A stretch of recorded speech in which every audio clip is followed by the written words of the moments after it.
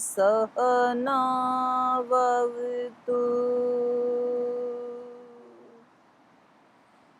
सहनौ भुनक्तु सह वीर्यं करवावहै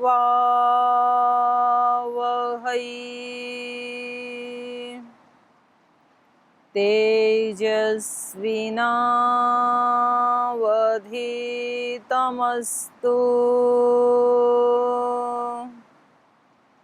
मा विद्विषावहै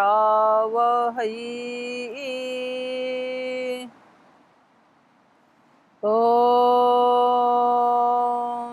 शान्ति शान्ति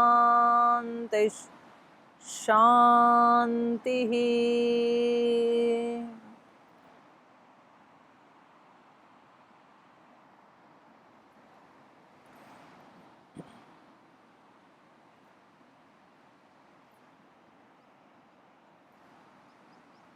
तो कल हम पढ़ रहे थे कि रामायण का पाठ एक बार करने से क्या लाभ होता है, 2 बार, 3 बार, 4 बार, इस प्रकार से 9 बार तक लेके गए थे। तो इन्होंने कल बताया था कि एक बार भी जो 9 दिन तक भक्ति भाव से इस रामायण के कथामृत का श्रवण करता है तो वो सब पापों से मुक्त हो जाता है। श्रवण मात्रेण सर्व पापैः विमुच्यते या प्रमुच्यते। यदि द्वयं कृतं तस्य पुंडरीक फलम लभेत। और यदि 2 बार करता है तो उसको पुंडरीक यज्ञ का लाभ हो जाता है। और जो जितेंद्रिय पुरुष इसका श्रवण करता है 2 बार, व्रतधारी तो श्रवणम यह कुर्यात् स जितेंद्रियः अश्वमेधस्य यज्ञस्य।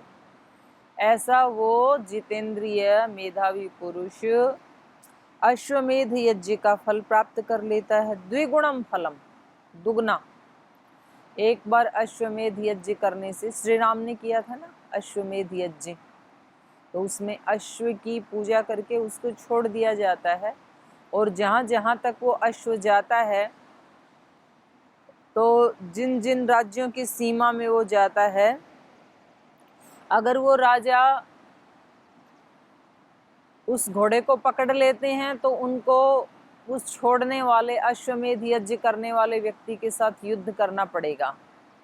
और यदि वो उनकी अधीनता को स्वीकार करते हैं तो वो घोड़े को प्रणाम करके और उनके पीछे चलने वाले जो सैनिक और उसके जो रक्षक हैं उनको भेंट आदि दे करके वो कहता है कि मुझे आपकी अधीनता स्वीकार है।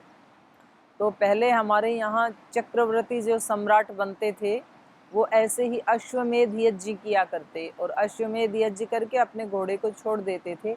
जहाँ तक वो घोड़ा जाएगा वहाँ तक उस राजा के राज्य की सीमा होगी। तो ऐसे युधिष्ठिर ने भी किया था, उन्होंने राजसूय यज्ञ किया था और इन्होंने अश्वमेध यज्ञ किया था। तो ये बड़े बड़े यज्ञ हैं, इनके फल भी वहाँ पर बताए गए हैं ब्राह्मण ग्रंथों में। चतुकृत्वः श्रुतम ये न कथितम मुनि सत्तमा स लभेत परम पुण्यम अग्निष्टोमास्त संभवम। और कह रहे हैं जिसने 4 बार इस कथा का श्रवण किया वह 8 अग्निष्टोम के परम पुण्य फल का भागी बनता है। पंचकृत्वो व्रतम इदं कृतं येन महात्मना अत्यग्निष्टोमजं पुण्यम द्विगुणं प्राप्नुयान्नर। और जिस महामनस्वी पुरुष ने 5 बार रामायण कथा श्रवण का व्रत पूरा कर लिया तो वो अत्य अग्निष्टोम, ये अग्निष्टोम से भी बड़ा यज्ञ होता है अत्य अग्निष्टोम, तो वो अत्य अग्निष्टोम यज्ञ के द्विगुण पुण्य फल का भागी होता है। एवं व्रतं च षड्वारं कुर्यात् यस्तु समाहितः अग्निष्टोमस्य यज्ञस्य फलम अष्टगुणम लभेत। और जो एवं इस प्रकार व्रतम च षड्वारम कुर्यात, एकाग्रचित्त होकर के व्रत धारण करके विधि विधान के सहित 6 बार रामायण कथा के व्रत का अनुष्ठान पूरा कर लेता है, तो वह अग्निष्टोम यज्ञ के 8 गुणा फल का भागी होता है। इसमें हमें बस ये ध्यान रखना है कि जैसे आजकल भी जहाँ जो कुछ ऐसे जो संत जन हैं, महात्मा जन हैं, जो रामायण की कथा करते हैं या तो भागवत की कथा करते हैं, तो हम कई बार ये आवृत्ति को ही मुख्यता दे देते हैं और फिर उन महापुरुषों की जहाँ जहाँ कथा होती है वहाँ वहाँ हम जाते हैं और हम ऐसा बोलते भी हैं कि मैंने तो 2 बार भागवत सुन ली, मैंने तो 5 बार रामायण सुन ली, मैंने 8 बार रामायण सुन ली। तो ये जो कहा जा रहा है ये ऐसा नहीं है कि केवल बस सुन लिया और जीवन में आचरण में कुछ भी हमने संकल्प या व्रत धारण नहीं किया, कुछ भी परिवर्तन नहीं किया, तब इन अश्वमेध या अग्निष्टोम यज्ञ या अत्य अग्निष्टोम यज्ञ का फल प्राप्त हो जाएगा, ऐसा नहीं कहा जा रहा है। ऐसा इसलिए कहा जा रहा है जैसे वैदिक परंपरा में भी 16 संस्कार किए जाते हैं मनुष्य के, 16वां तो चलो अंत्येष्टि है, मरने के बाद होता है, लेकिन 15 संस्कार किए जाते हैं। तो 15 संस्कारों का मतलब है कि 15 बार उस व्यक्ति को आत्मवेता या ब्रह्मवेता बनने के लिए चांस दिया जाता है, जीवन उसको चांस देता है। तो इसी प्रकार यहाँ पर भी एक बार सुना तो एक बार सुनने मात्र से हमारे सारे आदतें, हमारे स्वभाव, हमारे आचरण चेंज हो जाएंगे एक बार सुनने मात्र से, ऐसा नहीं है। तो इसलिए यहाँ 9 बार चांस दिया जाता है कि कम से कम व्यक्ति बार बार उसको सुनेगा तो उसके चित्त में वैसे संस्कार जो हैं वो घनीभूत होंगे, दृढ़ीभूत होंगे। एक बार सुन के फिर आचरण करने लगे तो थोड़े दिन तो हम वैसा आचरण कर पाते हैं, श्री राम के जैसा, श्री भरत जी के जैसा, लक्ष्मण जी के जैसा, माता सीता जैसा, कौशल्या माता जैसा कुछ दिन करते हैं, लेकिन फिर जैसे ही प्रतिकूलता आती है तो फिर हम अपने जो हमारा अपना स्वभाव हमने बना लिया था, उसको असली स्वभाव तो नहीं कहेंगे, लेकिन जो अनेक जन्म जन्मांतरों में हमने बना लिया था, फिर हम उसी में लौट आते हैं, अपने संस्कारों से पराजित होकर के, अपने संस्कारों के वशीभूत होकर के। लेकिन फिर जब दोबारा सुनते हैं तो फिर हम अपलिफ्ट हो जाते हैं, फिर ऐसे ही दोबारा सुन करके थोड़ा आचरण करते हैं, फिर कुछ शिथिलता आती है तो फिर तीसरी बार सुनते हैं। तो इस प्रकार से यहाँ 9 बार सुनने से जो लाभ बताया है अश्वमेध का, अत्यग्निष्टोम का, ऐसा हमें समझना चाहिए।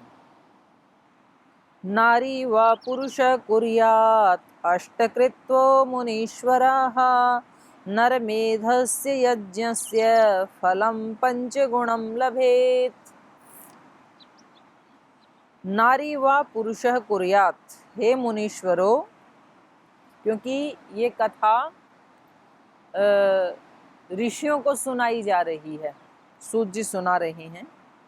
नारी व पुरुष कुर्यात्, तो इस व्रत का पालन कोई पुरुष करे या नारी करे। नर मेधस्य यज्ञस्य फलम 5 गुणम लभेत, तो उसको नरमेध यज्ञ का 5 गुणा फल मिलता है। तो ये अश्वमेध से भी बड़ा अग्निष्टोम होता है, अग्निष्टोम से भी बड़ा नरमेध यज्ञ होता है। तो उस नरमेध यज्ञ करने से जो फल प्राप्त होता है उससे भी 5 गुणा फल ज्यादा रामायण का 8 बार जो ये पाठ सुनता है, माने 8 बार अपने आप को परिवर्तन करने के लिए जो प्रयास करता है, और 8 बार में तो मुझे लगता है कि काफ़ी ज़्यादा सुधार हो जाता है। जैसे कोई साइकिल चलाना सीखता है तो उसको कहा जाता है कि बार बार आप सीखो, तो जब वो 8-10 बार उस क्रिया को कर लेता है तो फिर उसको चलानी आ ही जाती है। कोई गाड़ी राइडिंग सीखता है तो एक दिन में नहीं सीखेगा, एक दिन में उसको पता चल जाता है, थोड़ा थोड़ा चलाना सीख लेता है। उसको ब्रेक का और रेस का, क्लिच का, पावर स्टेयरिंग का सब उसको थोड़ा ज्ञान हो जाता है। फिर उसको 8-10 दिन लगातार थोड़ा थोड़ा चलाने के लिए बोला जाता है। तो फिर ऐसे करते करते 15 दिन में उसकी एक क्षमता होती है कि फिर वो भीड़ में भी गाड़ी को ले जाने में सक्षम हो जाता है एकांत से। तो ऐसे ही जो 8 बार इसको पढ़ लेगा या सुन लेगा, कोई पुरुष हो या स्त्री हो, यहाँ पर नारी इसलिए कहना पड़ा कि कहीं ऊपर सारा जो वर्णन आ रहा है वो व्रतधारी या पुरुष ऐसे कहा जा रहा है, तो कहीं ऐसा ना हो कि कोई व्यक्ति ये सोच ले कि ये केवल पुरुषों के लिए ही कहा जा रहा है, इसलिए यहाँ पर नारी शब्द भी डाल दिया है। नरो वाप्यथ नारी वा नववारं समाचरेत् गोमेधसवजं पुण्यं स लभेत् त्रिगुणं नरः। नरो वा अपि अथ नारी वा, तो यहाँ भी वही बात कही जा रही है कि पुरुष हो चाहे कोई नारी हो, 9 बार जो इसका श्रवण कर लेता है और श्रवण करके वैसा आचरण कर लेता है, 9 बार, 9वीं बार में बेड़ा पार है। 9 ही ग्रह होते हैं और 9 तक ही अंक होते हैं, गिनती भी 9 तक ही होती है, उसके बाद तो फिर वही दोहराई जाती है।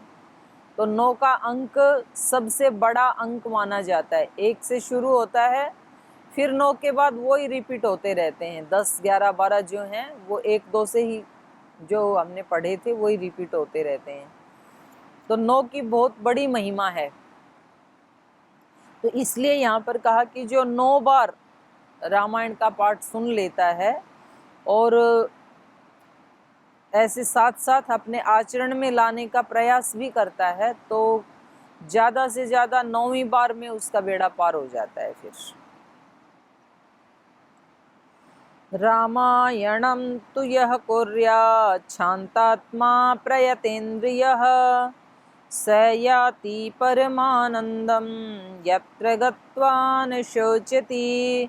रामायणः परो नित्यं गङ्गास्नानपरायणः धर्ममार्गप्रवक्तार मुक्ता एवं न संशयः।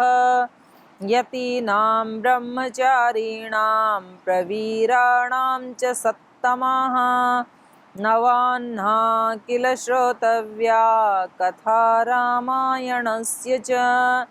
श्रुत्वा नरो रामकथाम् अतिदीप्तोऽतिभक्तितः ब्रह्मणा पदमासाद्य तत्रैव परिमोदते। तस्मात् शृणोध्वं विप्रेन्द्र रामायणकथामृतं श्रोतॄणां च परं श्राव्यं पवित्राणाम् अनुत्तमम् दुःस्वप्ननाशनं धन्यं श्रोतव्यं च प्रयत्नतः। नरोऽत्र श्रद्धया युक्तः श्लोकार्धमेव च पठते मुच्यते सद्यो हि पातककोटिभिः। सतामेव प्रयोक्तव्यं गुह्यात् गुह्यतमं तु यत्। तो हम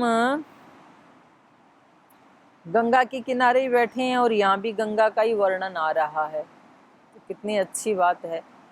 और आप भी अपने घर बैठे बैठे ही इसका गंगा दर्शन का और गंगा स्नान का लाभ उठा सकते हैं। तो ये कह रहे हैं रामायणम तु यह कुर्यात् शांतात्मा प्रयतेन्द्रियः। शांतात्मा, शांत चित्त, जिसका चित्त शांत है वो व्यक्ति रामायणम तु यह कुर्यात् शांतात्मा प्रयतेन्द्रिय। प्रयतेन्द्रिय मतलब प्रयास पूर्वक जीत लिया है जिन्होंने अपनी इंद्रियों को, अर्थात ये जो इंद्रियां हैं सहज रूप से नहीं जीती जाती हैं, इनको जीतने के लिए प्रयत्न करना पड़ता है। इसलिए कहा प्रयतेन्द्रिय स याति परमानंदम। और जिसने अपनी इंद्रियों को जीत लिया वो परम आनंद को प्राप्त कर लेता है। हम परम आनंद के लिए ना ऐसे सोचते रहते हैं कि हम किस ऐसे गुरु के पास जाएं जो हमें आत्मा के ज्ञान के बारे में मतलब हमारा ज्ञान बढ़ा दे, परमात्मा का ज्ञान बता दे, जिसने स्वयं आत्मा का या परमात्मा का साक्षात्कार कर लिया है। किसी ऐसे गुरु के पास जाएं तो हम बड़े बड़े फल के बारे में कल्पना करते रहते हैं कि जिससे हमें परम आनंद मिल जाए। उस परम आनंद को दिलाने वाला कोई व्यक्ति हमें कहीं मिल जाए तो हम उस व्यक्ति को ढूंढ निकालें। तो इसलिए व्यक्ति कभी इस आश्रम में जाता है, कभी उस आश्रम में जाता है। सारी देश के, दुनिया के और धरती के आश्रमों को व्यक्ति छान मारता है कि टेस्टिंग करता हूँ, मुझे परम आनंद दिलाने वाला गुरु या आश्रम कौन सा हो सकता है। फिर कभी कभी व्यक्ति तीर्थों में उस परम आनंद को ढूंढता है। कोई कहता है कि आप केदारनाथ, बद्रीनाथ, 4 धाम की यात्रा कर लेंगे तो सारे पाप कट जाएंगे। तो व्यक्ति उन पापों को काटने के लिए और उस परम आनंद को प्राप्त करने के लिए फिर ऐसी कठिन कठिन यात्राएं करता है जहाँ पर मतलब जाना भी खतरे से खाली नहीं है और जहाँ पे चढ़ना भी बहुत बहुत दुरूह होता है, तो वहाँ भी व्यक्ति चला जाता है। माने सब कुछ कर लेता है बाहर का और बस केवल वो एक काम नहीं करता है जो करना सबसे ज़रूरी है। क्योंकि ये कहते हैं कि जो अपने आप को जीत लेता है, कुर्यात शांतात्मा प्रयतेन्द्रिय, 2 इन्होंने विशेषण लगाई।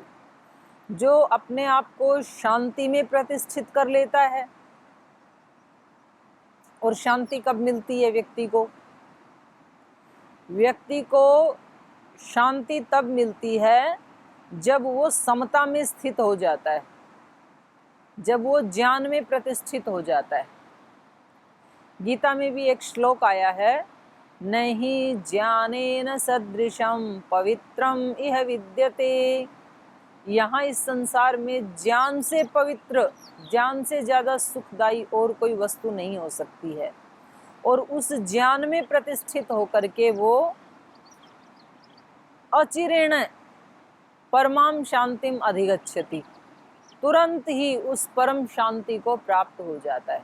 जैसे ही व्यक्ति समता में स्थित होता है, और समता में व्यक्ति कब स्थित होता है, योग में कब स्थित होता है व्यक्ति?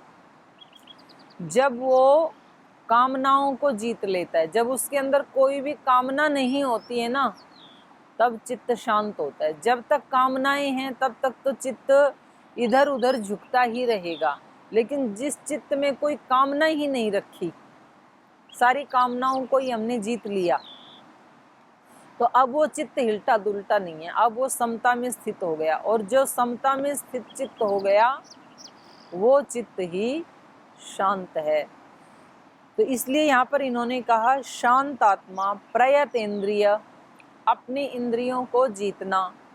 तो एक दिन में तो ऐसा है नहीं कि हम किसी ऐसे गुरु के पास जाएंगे और वो हमारे सिर पे अपना वरद हस्त रख देंगे और बस हम जितेंद्रिय हो जाएंगे। ऐसा नहीं होता है। क्योंकि जिन गुरु के पास आप जा रहे हैं, जो गुरु जितेंद्रिय है, जो आत्मवेत्ता है, जिन्होंने अपने आप को जाना है या परमात्मा को जाना है, या जिन्होंने साधना में इतनी ऊंची शक्ति को प्राप्त किया है, उन्होंने भी ऐसे ही एक एक कदम करके, एक एक दिन साधना करके, एक एक अपने कर्म को सात्विक बना करके, ऐसे ही पुरुषार्थ करके उस स्थिति को प्राप्त किया है। तो इसलिए हमें महात्माओं के पास तो जाना चाहिए, लेकिन इस भावना से नहीं जाना चाहिए कि वो केवल हमें आशीर्वाद दे देंगे, कोई शक्तिपात कर देंगे और हम वैसा बन जाएंगे। ऐसा मानना ये बेईमानी है और ये चोरी भी है। हमें उनके पास इसलिए जाना चाहिए कि जिस प्रकार इन्होंने प्रयास करके अपने आप को विशुद्ध बनाया है, अपने आप को इन्होंने जाना है, अपनी इंद्रियों में इन्होंने विजय प्राप्त की है, ये इंद्रिय विजेता बने हैं, ऐसे ही इनकी भांति हम भी बने। तो इस रूप में हम उनका आशीर्वाद लेने के लिए, उनकी सद्भावनाएं और एक प्रेरणा लेने के लिए जाते हैं, तो उससे फिर जरूर हमारा लाभ होता है। तो कथा सुनने का भी यही अभिप्राय है, क्योंकि जो व्यक्ति कथा सुना रहा है, तो जिसने 1 बार 2 बार 10 बार 9 बार कथा सुनाई है, तो हर बार सुना करके उसने अपने जीवन का उत्थान किया है और आज वो जीवन के एक शिखर पे बैठा हुआ है।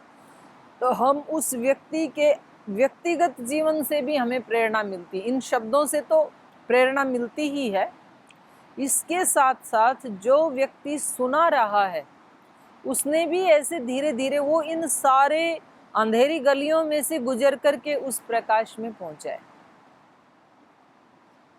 सबको वैसे ही साधना करनी पड़ती है, इसमें कोई भगवान के घर में ऐसे कोई नहीं होता है कि ये कोई खास व्यक्ति है, ये आम व्यक्ति है। सब आत्मा समान है, वहाँ पे सभी आत्मा समान है और सभी आत्माएं महान हैं। कोई भी आत्मा ऊंचा नीचा नहीं है, कोई भी आत्मा की शक्ति कम ज़्यादा नहीं है। एक महान से महान ऋषि के शरीर में जो आत्मा है और जो उसकी शक्तियां हैं, वही शक्तियां एक साधारण से मजदूरी करने वाले व्यक्ति में भी, एक साधारण से गांव के अनपढ़ किसान में भी वही आत्मा है, वही शक्तियां हैं। बस एक ने उनको उद्बुद्ध कर लिया, अभिव्यक्त कर लिया है, एक की वो सोई पड़ी।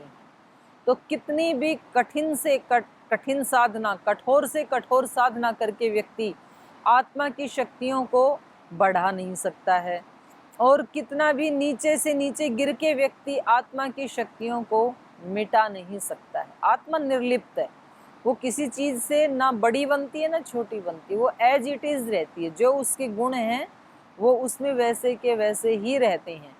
हाँ, अभिव्यक्त कितना किया हमने, कुछ ज़्यादा अभिव्यक्त कर लेते हैं, कुछ कम कर लेते हैं, कुछ मीडियम रहते हैं, कुछ बिल्कुल ही नहीं करते, वो पशु जैसे ही रह जाता है, ऐसा जीवन भी हो जाता है। तो यहाँ इन्होंने बताया कि जिसको परम आनंद चाहिए उसको कहीं बाहर भटकने की आवश्यकता नहीं है। बाहर जाए लेकिन इस भावना से जाए जो अभी हमने बताया, और वहाँ जा कर के उनसे प्रेरणा लेकर के फिर वो अपनी इंद्रियों को जीते। देखो, इसकी पहचान हमें अपने दिन भर के जो हम कर्म करते हैं उनके छोटे छोटे जो काम करते हैं वहाँ हमें अपनी परीक्षा करनी पड़ेगी। हम अपने परीक्षक भी खुद ही हैं, एग्जामिनर भी खुद ही हैं, और अपने मार्क्स देने वाले भी खुद ही हैं। हम अपने आप को कितने अंक देते हैं, तो हमें बेईमानी करके अपने आप को 100 में से 100 अंक नहीं देने चाहिए। हमें ईमानदारी से, यदि हम 30 अंक के हकदार हैं तो 29 अंक ही देने चाहिए, तो तब हम आगे बढ़ पाते हैं। हम अपने आप को झूठा सर्टिफिकेट ना दें, जैसे कि आजकल मिल जाते हैं पैसे दे करके बहुत सारे सर्टिफिकेट, तो हम भी ऐसे कुछ स्थूल क्रियाएं करके, कुछ स्थूल दान पुण्य दे करके, और हम अपने आप को सर्टिफिकेट दे लेते हैं कि हम धर्मात्मा हैं। तो ऐसा करके हम अपने आप के साथ ही चीटिंग कर लेते हैं फिर। और जो व्यक्ति अपने आप के साथ चीटिंग कर लेगा तो फिर उसका उत्थान कैसे होगा। तो अपना उत्थान करने के लिए जैसे हम दूसरों के दोषों के प्रति तो पूरे जज बन जाते हैं, जज की भूमिका निभाते हैं हम।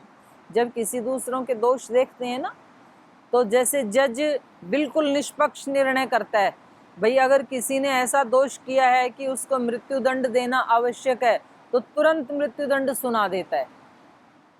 तो दूसरों के दोषों में तो हम जज बन जाते हैं, और जब अपने दोष सामने आते हैं तब हम वकील बन जाते हैं। तो हमें उल्टा करना है। वकील क्या करता है, वकील झूठे केस को भी सच्चा सिद्ध करने के लिए पूरी ताकत लगा देता है। यदि वो ऐसा ना करे तो फिर तो केस लड़ने का कोई मतलब ही नहीं रह जाता है। जैसा है वैसा ही यदि वो बता दे तो फिर तो दो पार्टियों का केस कभी आगे बढ़ेगा ही नहीं। वो कहेगा कि ये गलत है, ये ठीक है, बस बात खत्म। तो वो ऐसा करता नहीं है। लेकिन तो हमें अपने दोषों के बारे में तो जज बनना चाहिए। वहाँ पर जैसा है वैसा ही निर्णय अपनी आत्मा को सुनाना है। और जब दूसरों के दोष आए तो हमें थोड़ी वकालत कर लेनी चाहिए, वकील बन जाना चाहिए। कि कई बार हम भी तो ऐसे कर लेते हैं। कई बार मेरे अंदर भी तो ये न्यूनता आ जाती है। तो इस तरह से दूसरे का जब आए तो थोड़ा सा उसमें हम दे सकते हैं, उसको रिहात दे सकते हैं। तो इन्होंने बड़ी अच्छी बात बता दी है, रामायणम तु यह कुर्यात शांतात्मा प्रयतेन्द्रियः स याति परमानंदम यत्र गत्वा न शोचति।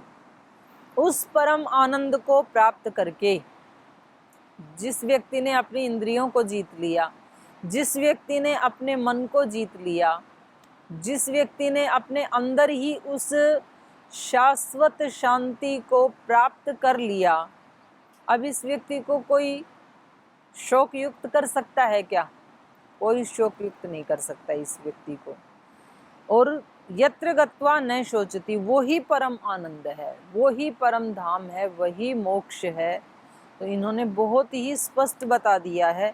लेकिन कई बार हम स्पष्ट चीज को भी बिल्कुल जो सामने स्थूल रूप में है उसको ना देख करके और जो नहीं दिख रहा है उसके बारे में उलझे रहते हैं। तो हमने ऐसे धीर पुरुषों से सुना, जैसे हमारे सामने आज का जीवन है, आज का दिन भगवान ने दिया है। अभी मेरे सामने भी सूर्य नारायण भगवान उदय हो गए हैं, तो आप सब की तरफ से भी मैं प्रणाम करती हूँ। हम सब के सामने रोजाना एक दिन आता है नया, हमें जीवन मिलता है सुबह। हम उस दिन का स्वागत ना करके आज सूर्योदय हो गया, आज पक्षी चहचहा रहे हैं, आज नदी बह रही है मेरे सामने, आज पुष्प खिल रहे हैं, ये मेरे ध्यान में नहीं आता है, इसको मैं नहीं देखती हूँ। और मुझे लगता है कि जब अब की बार गुरु पूर्णिमा आएगी, अब की बार दिवाली आएगी, अब की बार नवरात्र आएंगे, अब की बार हम वहाँ जाएंगे, फिर हम ऐसी पूजा करेंगे, फिर हम वहाँ ध्यान लगाएंगे, फिर हम वहाँ समाधि लगाएंगे, हम उस गुरु से मिलेंगे, आगे आगे का हम सोचते रहते हैं। जो आज मेरे पास है उसका स्वागत ना करके उसकी तरफ तो ध्यान ही नहीं देते हैं कि आज का जीवन मिल गया तो आज क्या प्रयोग करना है, आज का क्या सदुपयोग करना है, ये तो हमारे ध्यान में नहीं आता है। आज का दिन एक एक पल, एक एक क्षण करके ऐसे ही बीत जाता है। कल भी ऐसे ही बीता था, कल का दिन भी, आज वाला भी ऐसे ही बीत जाता है। फिर हम सोचते हैं कि कल से ऐसे करेंगे, और कल तो कभी होता ही नहीं है, कल तो काल का नाम है, आज ही होता है हमेशा। तो जैसे हमने बीते हुए कल का दिन आज के नाम पे खराब कर दिया था, ऐसे ही हम आज का दिन कल के नाम पे बिता देते हैं। तो जब भी आज का दिन आता है हम उसको नहीं देखते हैं। और हमारे आसपास भगवान भी होते हैं, भगवत्ता भी होती है, बहुत सारे मौके भी होते हैं। तो जिसने आज के मौके का लाभ नहीं उठाया वो कल के मौके का लाभ उठा लेगा, इसकी क्या गारंटी है?